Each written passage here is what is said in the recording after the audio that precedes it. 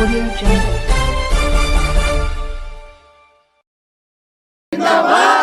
नमस्कार, आप देख रहे हैं प्रभात मंत्र। मैं रुपेश कुमार और मैं इस समय यहाँ पर आया हूँ धरना स्थल पर आज 15वां दिन है और 15वें दिन भी आप देख सकते हैं पूरी जोश के साथ में होमगार्ड यहाँ पर अभी भी डटे हुए हैं और इनकी जो मांगे हैं उस मांगों में कोई भी चेंजिंग नहीं है।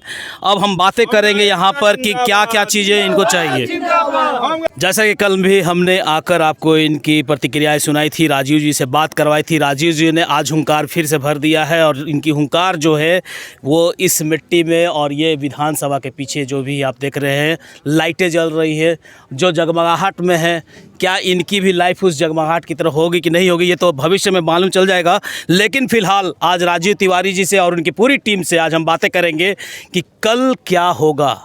कल फिर एक सूरज उगेगा और कल क्या होगा, क्योंकि कल विधानसभा का आखिरी सत्र है और आखिरी सत्र के अनुसार इनकी क्या रणनीतियाँ होंगी और उस रणनीति में ये कहाँ तक आगे जाना चाहते हैं।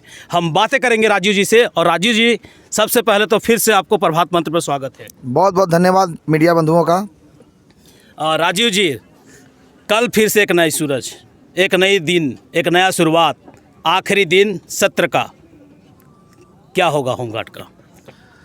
जब भी सूरज का किरण निकलता है तो हम लोग सोचते हैं कि माननीय मुख्यमंत्री जी ने जो वादा किया है उस वादे को निश्चित रूप से अमल करते हुए हमें एक खुशी देंगे। परंतु जैसे जैसे दिन ढलता जाता है हमारी आशा निराशा में बदलती चली जाती है। सरकार जब भी कुछ देने की बारी आती है तो वो कोरोना का बहाना बनाते हैं कि कोरोना में ऐसा हो गया वैसा हो गया।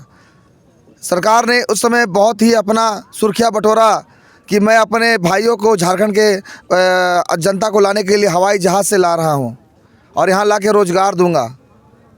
और जब हमारे होमगार्ड जवान यहाँ पर अपने हक और अधिकार के लिए लगातार 8 मार्च से संघर्ष कर रहे हैं तो सरकार का कोई भी नुमाइंदा हमारा सूद लेने तक नहीं आ रहा है। सरकार कहती है कि मेरे पास फंड नहीं है, पैसा नहीं है। तो जब सरकार के पास फंड और पैसा नहीं था तो सरकार ने क्यों क्रिकेट खेल का आयोजन किया? अगर क्रिकेट खेल का आयोजन किया गया था तो माननीय मुख्यमंत्री जी को अपने जेब के पैसे से क्रिकेट खेलना चाहिए था, ना कि सरकार के फंड को इस तरह से बर्बाद करना चाहिए था। तो जो सरकार इस तरह से पैसा बर्बाद कर रही है, अगर उस पैसे को बचाती तो झारखंड के जनता का कल्याण होता, होमगार्ड जवानों का कल्याण होता।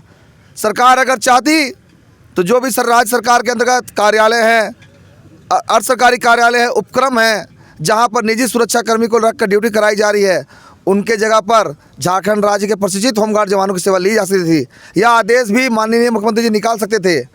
उन्होंने विगत समीक्षा बैठक के दौरान, जब गृह विभाग की समीक्षा हो रही थी, समीक्षा बैठक के दौरान भी उन्होंने कहा था कि होमगार्ड जवानों को राज्य सरकार के सरकारी विभागों, अर्ध सरकारी विभागों, उपक्रमों में सेवा लेने के लिए कार्य किया जाए। तो जब माननीय मुख्यमंत्री जी ने समीक्षा बैठक के दौरान यह घोषणा की तो अधिकारी क्यों नहीं राज्य सरकार के जितने भी कार्यालय हैं, अर्ध सरकारी कार्यालय हैं, उनमें होमगार्ड जवानों को ड्यूटी लगा रहे हैं?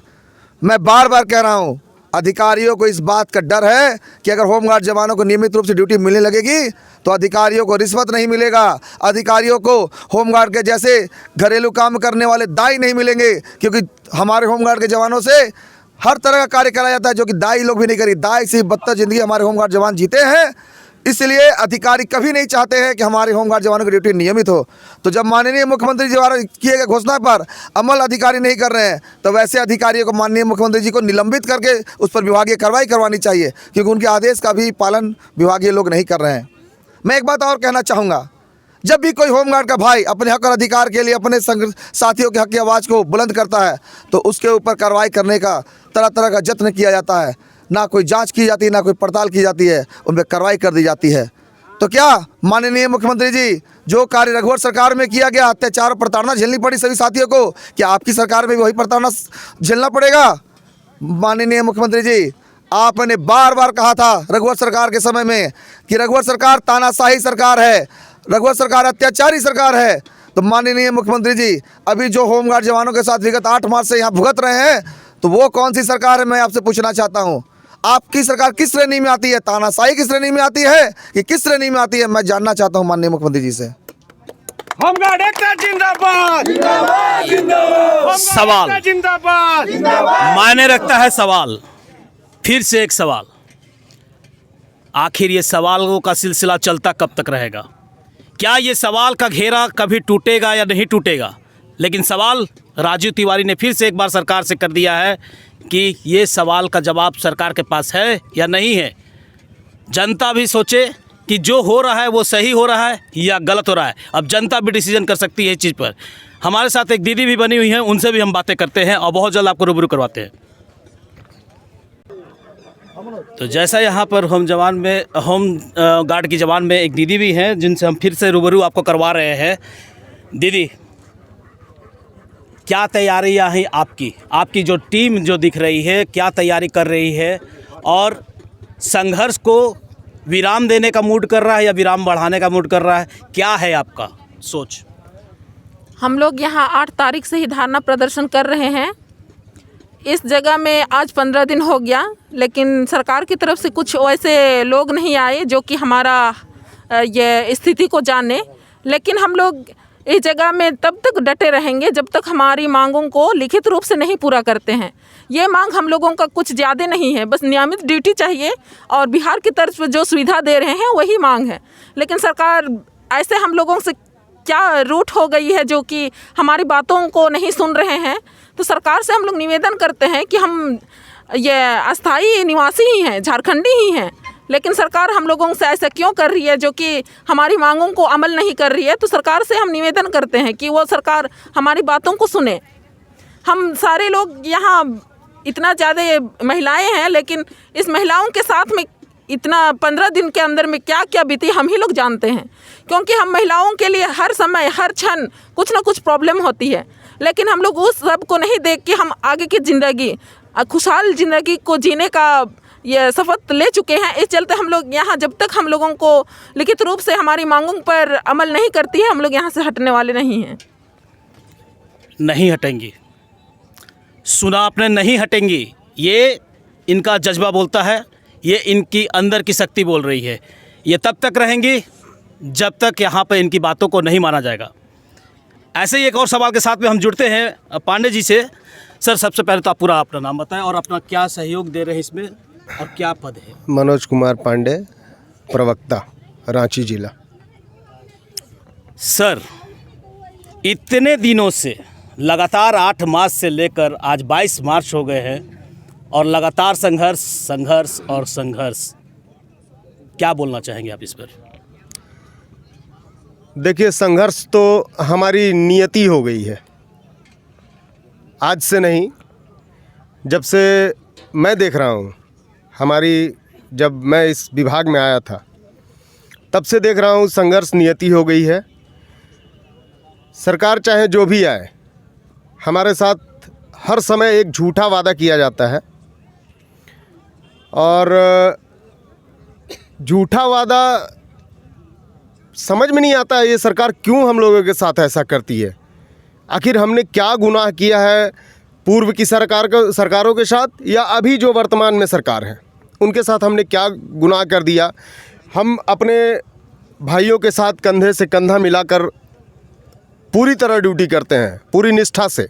जैसे वो करते हैं वैसे हम भी करते हैं। ऐसा नहीं है कि हमारे भाई लोग जंगल में नहीं जाते हैं, हमारे भाई कहीं शहर में ड्यूटी नहीं करते हैं, सभी जगहों पे करते हैं।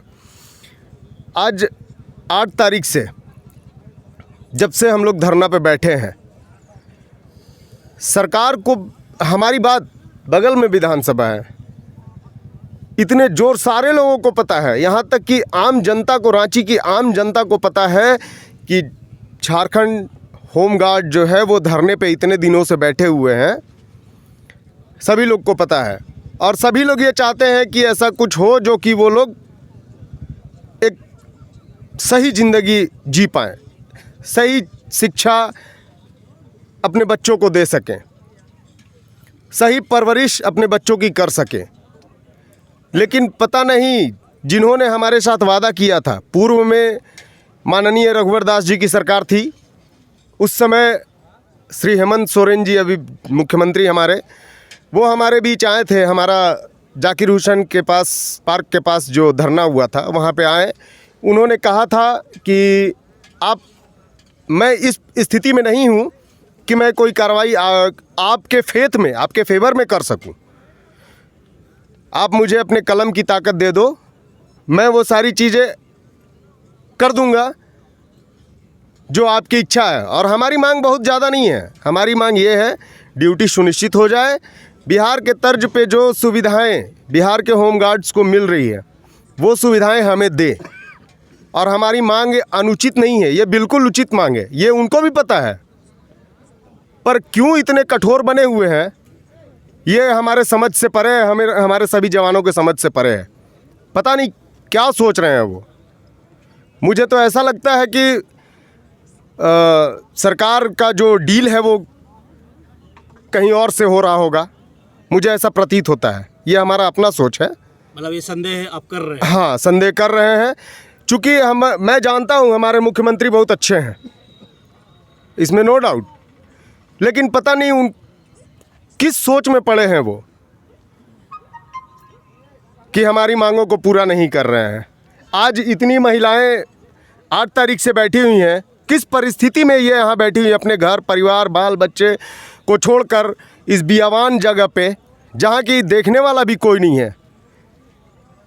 पहली दिन आए हम यहाँ पे तो सारे अपने से खुद से लाइट की व्यवस्था की हमने, जनरेटर वगैरह मंगवा करके। उस दिन तक कुछ नहीं था। हमारी मांग जब हमने थोड़ा सा आक्रोश दिखाया तो फिर ये बिजली बत्ती लगाया गया। लेकिन सिर्फ बिजली बत्ती, अब बिजली बत्ती ही सब कुछ नहीं होता है। आप हमारी मांग मान लीजिए, हम क्यों बैठेंगे यहाँ पे, क्यों अपने सरकार के खिलाफ जाएंगे। लेकिन अगर मांग नहीं मानी गई हमारी तो फिर प्राण दे देंगे इसी जगह पे। ये साईं मंदिर, भगवान के शरण में यहीं पे प्राण दे देंगे हम लोग, सारे लोग, निश्चित रूप से लेकिन प्राण देंगे हम लोग। यहाँ से उठेंगे नहीं जब तक हमारी मांग नहीं मानी गई। होमगार्ड एकता जिंदाबाद, जिंदाबाद, जिंदाबाद। होमगार्ड एकता जिंदाबाद, जिंदाबाद, जिंदाबाद। कमिश्नर जी, रणनीतियाँ तो तैयार है आपकी, इंतज़ार सिर्फ हो रहा है कि सरकार पहले कुछ पहल करे, अच्छा कुछ शुरुआत करे। अच्छा, आप क्या बोलना चाहते हैं, क्या मनसा है? लगता है कि सरकार आपकी बात एकदम जेन्युइनली सुन ले रही या सुन लेगी? मैं भोलेनाथ से आग्रह करूंगा कि हमारे मुख्यमंत्री को माइंड फ्रेश कर दें और होली के शुभ अवसर पर गृह रक्षकों को तोहफा दे दें, यही हमारी खुशी है। कमिश्नर जी ने हंसते हुए एक छोटा सा कमेंट किया है कि भगवान भोलेनाथ हमारे मुख्यमंत्री को थोड़ा सा आशीर्वाद दे दे कि इनका भी भला हो जाए। पांडे जी ने भी कुछ बोला कि हम अपना जान यहाँ पर त्याग देंगे, यहीं पर रह जाएंगे, लेकिन तब तक नहीं हिलेंगे जब तक हमारी मांगे पूरी ना हो। अब सवाल के घेरे में सरकार है, सवाल के घेरे में पूरा होमगार्ड है कि आखिर इनका क्या होगा। आप देख सकते हैं, मैं अपने कैमरे में आपको दिखाना चाहता हूँ कि वो चेहरे हैं जो अपने परिवार को छोड़कर यहाँ पर बैठी हुई है। हर की परिवार होती है, इनकी भी परिवार है, और ये परिवार छोड़ कर बैठे हुए हैं। तो क्यों बैठे हुए हैं? सवाल है कि क्यों बैठे हुए हैं। इसका जवाब कौन देगा, ये तो आने वाला समय बताएगा, समय ही बताएगा। जी हाँ, समय। आज के लिए इतना ही। कैमरामैन सूरज के साथ रुपेश कुमार, प्रभात मंत्र। Audio Jungle.